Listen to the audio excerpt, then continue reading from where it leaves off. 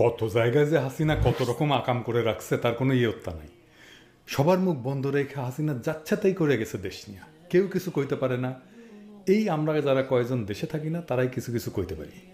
আজ একটা অতি গুরুত্বপূর্ণ বিষয় নিয়ে কথা বলবো, যে বিষয়টা বাংলাদেশের সার্বভৌমত্বের সাথে যুক্ত। দেখবেন হাসিনা কিভাবে বাংলাদেশের সার্বভৌমত্বকে ঝুঁকির মুখে ফেলছে। বিষয়টা ফেনী নিয়ে। আমি কুকি ন্যাশনাল ফ্রন্ট নিয়ে ভিডিওতে বলছিলাম যে আমাদের ভৌগোলিক উইক পয়েন্ট হচ্ছে ফেনী। এই উইক পয়েন্ট ইন্ডিয়ার চিকেন নেকের চাইতেও নাজুক। আমি এটাও বলছি, ইন্ডিয়া যদি এই ফেনী থেকে চট্টগ্রামকে আলাদা করে দিতে পারে তাহলে সে চিকেন নেকের দুর্বলতাই শুধু কাটাতে পারবে না, সে মুফতে একটা সমুদ্র বন্দরও পেয়ে যাবে। এইটা দেশের রাষ্ট্র ক্ষমতায় যারা থাকে তাদের বুঝতে হয়। সব রাজনৈতিক নেতৃত্ব বুদ্ধিমান হয় না, আমরা জানি। বেকুব লোকেরাও দেশ চালানোর দায়িত্ব পায় মাঝে মাঝে। তারা না বুঝলে দেশের সামরিক বাহিনীকে এটা বুঝতে হয়, তারা সেই জন্য ট্রেন্ড। সামরিক গোয়েন্দা সংস্থাদের বুঝতে হয়, তারা সেই জন্যও ট্রেন্ড। সেভাবেই তাদের রাজনৈতিক নেতৃত্বকে ব্রিফ করতে হয়। আজকে আমরা দেখব ফেনী অঞ্চলের ভূ রাজনৈতিক গুরুত্বকে কিভাবে খাটো করা হয়েছে, উপেক্ষা করা হয়েছে, এবং এমন ভয়ানক সব কাজ করে বিপজ্জনক পরিকল্পনা করে দেশের সার্বভৌমত্বকে ঝুঁকির মুখে ফেলে দেওয়া হয়েছে। ঝুঁকির মাত্রাটা বোঝার জন্য আসেন আমরা ফেনী নিয়ে আমাদের ভৌগোলিক ঝুঁকিগুলো কি কি সেটা আলাপ করি। আপনি যদি চিকেন নেক দেখেন তাহলে দেখবেন ভারতের সেভেন সিস্টার্স আছে না, সেইটা ভারতের মূল ভূখণ্ডের সাথে ভূমির মাধ্যমে যুক্ত।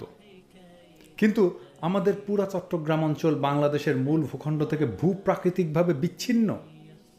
ভয়ানক কথা, কিন্তু ফেনী নদী চট্টগ্রাম অঞ্চলকে বাংলাদেশের মূল ভূখণ্ড থেকে বিচ্ছিন্ন করে রাখছে।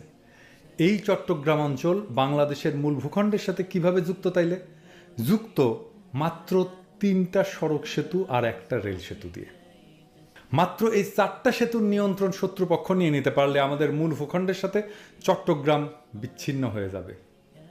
শুধু তাই না, আমাদের মূল ভূখণ্ডের সাথে আমাদের সমুদ্র যোগাযোগ বন্ধ হয়ে যাবে। আমরা মূলত একটা ল্যান্ড লকড কান্ট্রিতে পরিণত হব।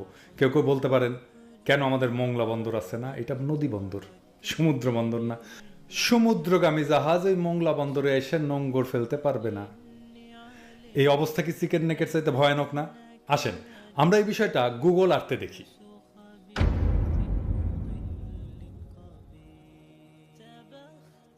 এই যে দেখেন ফেনী নদী সেই ত্রিপুরা থেকে আসছে, তারপর স্ট্রেট বঙ্গোপসাগরে পড়ছে।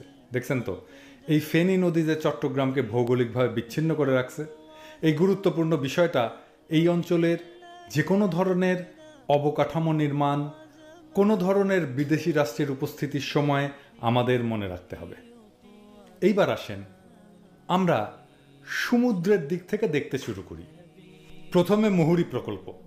এইটা নিয়ে যাদের জানা নাই তাদের বলি, এইটা ওয়ার্ল্ড ব্যাংকের অর্থায়নে বাংলাদেশের দ্বিতীয় বৃহত্তম সেচ প্রকল্প। বাংলাদেশের প্রথম বায়ু বিদ্যুৎ প্রকল্প এইখানে একটা বিশেষ জায়গা দেখায় রাখতে চাই। এটা নিয়ে আমরা পরে আলাপ করব। সেটা হচ্ছে মিরসরাই অর্থনৈতিক অঞ্চল। এটা কিন্তু ফেনীর সাথেই, এবং যেই দুর্বল ভৌগোলিক এলাকা বললাম সেইখানে। তো এইখানে এই মুহুরী প্রজেক্টে একটা সড়ক সেতু, এটা প্রথম সেতু বা প্রথম সংযোগ। আরও উপরে যাই, আরও উপরে যাই, এইখানে দেখব আমরা 2টা সেতু পাশাপাশি। প্রথমে একটা সড়ক সেতু, এরপর একটা রেল সেতু। এরপরে আমরা আরও উপরে যাই, আরও উপরে এইখানে আর একটা সড়ক সেতু। এই 4টা সড়ক সেতু বাংলাদেশের মূল ভূখণ্ডকে চট্টগ্রামের সাথে যুক্ত করছে। আচ্ছা এইবার আসেন আমরা দেখি হাসিনা কোথায় কোথায় গ্যাঞ্জাম করছে। দেখেন এই মিরসরাই অঞ্চল যেটা দেখাইলাম, এই অঞ্চলে ইন্ডিয়াকে জায়গা দেওয়া হয়েছে অর্থনৈতিক অঞ্চলে। অল্প স্বল্প জায়গা না, 900 একর জায়গা। নিউজে বলছে চট্টগ্রাম জেলার মিরসরাই ও ফেনী জেলার সোনাগাজী উপজেলায় প্রায় 30,000 একর জমিতে বঙ্গবন্ধু শেখ মুজিব শিল্পনগর গড়ে তুলছে। সেইখানে 900 একর জায়গা দেওয়া হয়েছে ভারতীয় অর্থনৈতিক অঞ্চল তৈরি করার জন্য। কেউ কখনো নিজের দুর্বল ভৌগোলিক জায়গায় অন্য রাষ্ট্রকে স্থাপনা বানাতে দেয়? আমাদের তিস্তা প্রজেক্ট আমাদের জায়গায়, আমাদের মাটিতে, সেই প্রজেক্টে আপত্তি দেয় ইন্ডিয়া এই কারণে যে এটা চায়না করবে। আর আমার দুর্বল ভৌগোলিক জায়গায় আমি খোদ ইন্ডিয়াকে 900 একর জায়গা দিলাম স্থাপনা করার জন্য। ওইখানে 900 একর জায়গায় তো 9000 ইন্ডিয়ান কমান্ডো সিভিলিয়ান সাইজে চাকরি করবে। এই কাজে সেনাবাহিনী কেন মানা করলো না, আপত্তি জানাইলো না? সামরিক গোয়েন্দারা কেন মানা করলো না? কেন ওকে সিগন্যাল দিল? উত্তর আছে কোনো?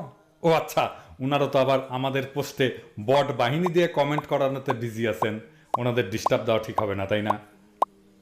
আপনাদের যে দেশের মানুষ বেতন দিয়া পালে, কেন পালে? করেনটা কি আপনারা? দেশের সার্বভৌমত্ব রক্ষার জন্য করেনটা কি বলেন তো, এক্সপ্লেইন করেন। আরে খারান, আরো আছে। ইন্ডিয়া আমার ভূমিতে ব্রিজ করছে, ব্রিজ এই ফেনী নদীর উপরে ওদের সাবরম আর বাংলাদেশের রামগড়কে যুক্ত করে নাম দিছে মৈত্রী সেতু। কি মৈত্রী রে বাবা! ইন্ডিয়া আমার ভূমিতে এবং স্পর্শকাতর ফেনীর ভৌগোলিক সীমানায় ব্রিজ করছে। তাদের লক্ষ্য কি সেটাও তারা বলছে। তারা ত্রিপুরার সাথে চট্টগ্রাম বন্দরের যোগাযোগ স্থাপন করতে চায়। ভাই, এটা পরিকল্পনা না, কিন্তু হয়ে গেছে অলরেডি। এই দেখেন গুগল আর্থে সেই ব্রিজটা, কি চমৎকার দেখা গেল। এই কুলে মোদি আর ওই কুলে মাম্ম, মাঝখানে ফেনী নদী বইয়া চলা যায়। তো আমাগো সেনাবাহিনী এই ব্রিজটা করার সময় কইবেন না যেটা করতে দেওয়া যাইবে না? আপনারা না বাংলাদেশের সার্বভৌমত্বরে রক্ষা করবেন, তো স্ট্র্যাটেজিক্যালি গুরুত্বপূর্ণ জায়গায় আপনি আরেক রাষ্ট্রের অ্যাক্সেস দেন কেমনে, কোন যুক্তিতে? নাকি ভাবছেন যুদ্ধ তো আমি করুম না, যুদ্ধ করবে কৃষকের পোলা? জবাব আছে কোনো জেনারেল সাহেবেরা? বাংলাদেশে এমন একটা অবস্থা কইরা রাখছেন ভয় দেখা যে সামরিক বাহিনী নিয়ে কেউ কোনো কথা কইতে পারবে না, কিন্তু আপনারা কি কাজ করেন সেটার তো জবাব দিতে হবে নাকি? দিন পাল্টাইছে না, এখন তো সবাই জিগাইবে, জবাব তো দিতে হবে। এই ইউটিউবারদেরকেও জবাব দিতে হবে। এই সেতু খুব গুরুত্বপূর্ণ জন্যই মোদি নিজে আইসা উদ্বোধন করছে। বোঝা গেল কত জায়গায় হাসিনা দেশটারে জয় বাংলা করে দিছে। এখন কেউ কেউ কইতেই পারেন, আপনি কি মিলিটারি আছিলেন, আপনি কি সামরিক গোয়েন্দা, আপনার চাইতে কি আমাগো আর্মি জেনারেলরা কম বুঝে? আপনি যে সবারতে বেশি বুঝেন, কইতে পারেন আপনি যুদ্ধ বুঝে গেছেন। শোনেন ভাইরা খারান, আমি যা কইছি তা বুঝার জন্য নেপোলিয়ান বা আলেকজান্ডার বা আইসেন হাওয়ার হইতে হয় না, কমন সেন্স থাকলেই হয়। আমাকে জেনারেল ভাইরা বুঝতেছেন আমি কি বুঝাইতে চাইছি, আর না বুঝলে ধরে নেব ওনারাও গিপিএ পাইপ। হাসিনার আমলে তো গিপিএ পাইপের জয় জয়াকার। যাই হোক, যাগো সন্দেহ যায় নাই, তাগো আর একটা গুরুত্বপূর্ণ জিনিস দেখাই। এই আর্টিকেলে ইংরেজিতে একটা গুরুত্বপূর্ণ কথা আছে, দেখেন। ইংরেজিতে যা আছে দেখাইলাম তো, এইটা বাংলায় বলা আছে যে এই ব্রিজ মানে এই মৈত্রী ব্রিজ একটা স্ট্র্যাটেজিক ব্রিজ। যখন সে ইন্ডিয়া চায়নার সাথে লড়াই করবে সেই সময়ের জন্য একটা স্ট্র্যাটেজিক ব্রিজ। তাইলে দেখছেন তো এটার মিলিটারি ইম্পর্টেন্স কেমন। এখানে শেষ না, ত্রিপুরার বেলোনিয়া রেল স্টেশনের সাথে ফেনী জংশনের ডাইরেক্ট রেল লাইন বসতেছে। কুজিকজিক কইরা ওনারা যেন আসতে পারেন সেই ব্যবস্থা পাকা কইরা ফেলতেছেন। আসেন আরো একটা জিনিস দেখাই। এই ফেনী কেন সামরিকভাবে গুরুত্বপূর্ণ এটা বোঝার জন্য তো নেপোলিয়ান হইতে হয় না। দেখেন এই নিউজটা দেখেন। এই নিউজটা মুক্তিযুদ্ধের সময়কার। ফেনীর অনেকেই ফেনী বিলোনিয়া যুদ্ধের কথা জানেন। এখানে সবচেয়ে বেশি সম্মুখ যুদ্ধ হয়েছিল না মুক্তিযুদ্ধের সময়? কারণ এইটা ছিল ভৌগোলিকভাবে গুরুত্বপূর্ণ পাকিস্তানের জন্যে। এই মুহুরী ব্রিজের এইখানে হয়তো একের পর এক অপারেশন, 1,500 থেকে 2,000 মুক্তিযোদ্ধারা একসাথে এসে এখানে অপারেশন করে গেছেন একের পর এক। এবং বলাই বাহুল্য নভেম্বর পর্যন্ত ওনারা কোনো অপারেশনে সফল হইতে পারেননি। এত শক্ত এই জায়গায় মিলিটারি রেজিস্ট্যান্স ছিল পাকিস্তানের। মুক্তিবাহিনীর পরিকল্পনা ছিল ফেনী থেকে চট্টগ্রামকে বিচ্ছিন্ন করে ওইখানে চট্টগ্রামে প্রবাসী সরকারের হেডকোয়ার্টার প্রতিষ্ঠা করা। কাউরে এই সব কয়টা একসাথে মিলায় কথা কইতে দেখছেন? দেখেন নাই, তাই না? দেখবেনও না। বাংলাদেশের মিডিয়া, বাংলাদেশের ইন্টেলিজেন্সিয়ারে যে ইন্ডিয়া পালে সে তো এমনি এমনি পালে না, তাই না? তাদের অন্নদাতার ইন্টারেস্ট দেখতে হবে না? তো মোদিজি, মাম্মর তো দিন শেষ। এই পরিকল্পনা কি আপনি বাস্তবায়ন করতে পারবেন? শোনেন একটা বুদ্ধি দিই। আমি তো জানেন আমি মাঝে মাঝে মেলা চমৎকার বুদ্ধি দিই আর কি, এবং আমার বুদ্ধি কিন্তু কামের আর কি। হ্যাঁ, স্ট্র্যাটেজিক্যালি খুব কামে দেয়। মানে বন্দুকের গুলি মিস হইতে পারে, আমার স্ট্র্যাটেজি মিস হবে না। বাংলাদেশ নিয়ে পরিকল্পনা নেওয়ার আগে একটা কাজ করবেন। তার আগে একটা গল্প বলি, বুঝতে সুবিধা হবে। একটা চিড়িয়াখানায় এক বান্দরের খাঁচার সামনে এক লোক গিয়া দেখে বান্দর কলা খাইতেছেন। কিন্তু অদ্ভুত প্রক্রিয়া কলা খাইতেছে, কলাটা খাওয়ার আগে সেই কলাটা তার পশ্চাৎ দেশে প্রবিষ্ট করায়, সেটা বাইর করে তারপরে খাইতেছে। তো লোকটা জিগায় চিড়িয়াখানার লোকরে, সে খাওয়ার আগে এই কাজ কেন করতেছে? তো চিড়িয়াখানার লোক কয়দিন আগে তার কেউ একটা কদ বেল দিছিল, সেটা সে গিলা ফেলাইছিল, কিন্তু পিছে দিয়ে বাইর করতে পারেন নাই, রক্তারক্তি হয়ে গেছে। তাই এখন সে বুদ্ধিমান হয়েছে, খাওয়ার আগে সে মাপ দিয়ে না ওইটা বাইর হবে কিনা ঠিকঠাক মতো। তো মোদিজি, বাংলাদেশে আপনার কোনো উচ্চাভিলাষী সামরিক পরিকল্পনা নেওয়ার আগে এইভাবে পরীক্ষা করে নিতে পারেন।